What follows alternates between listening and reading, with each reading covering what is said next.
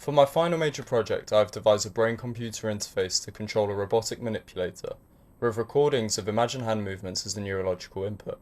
My hardware consisted of 2 electrodes in a bipolar arrangement with an AD Instruments PowerLab 26T as the EEG signal acquisition, lab chart for the signal digitization, and various packages within the Python programming language to perform the feature extraction, signal processing, and signal classification. The output of this classification would control the Universal Robots UR10 robotic manipulator. As it was a desire to create a real-time BCI system, yet not a possibility due to my hardware, I wanted to formulate a control method that would simulate real-time control as closely as possible.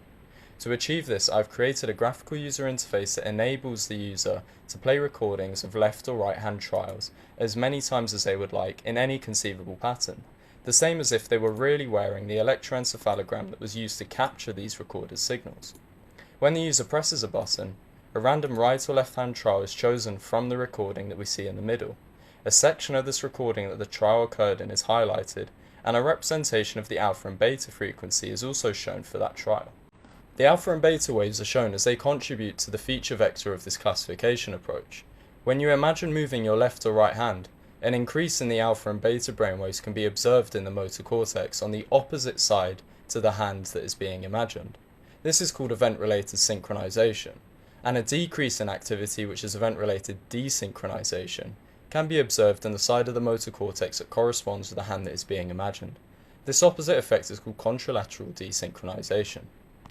To classify a trial from the raw signal, a training dataset with the onset times and labels for each trial, and a test dataset with only the onset times is created. A notch filter is applied to both datasets of trials to remove power line noise, and then a bandpass filter is applied to extract the alpha and beta brainwaves. The Common Spatial Patterns algorithm then calculates a mixture of channels in the training dataset with the aim of maximizing the variance between those classes, and then these spatial filters are applied to the test dataset. A logarithm of the variance between both of the newly created channels' alpha and beta activity is then calculated, and a scatter plot is created. The linear discriminant analysis is a classification method that plots a linear decision boundary that aims to find the best Gaussian distribution between the two classes, and then the side that the plot lands on determines its class.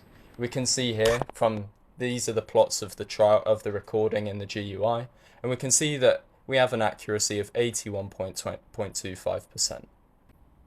So when a button is pressed, a dictionary of trials is accessed, and one is chosen at random. As a trial already has the notch, bandpass, and spatial filters applied, the logarithm of the variance is calculated, and then the output of the LDA sends a command to the robot to either move its base left or right by 5 degrees, corresponding to the hand that the classifier identified the signal to represent.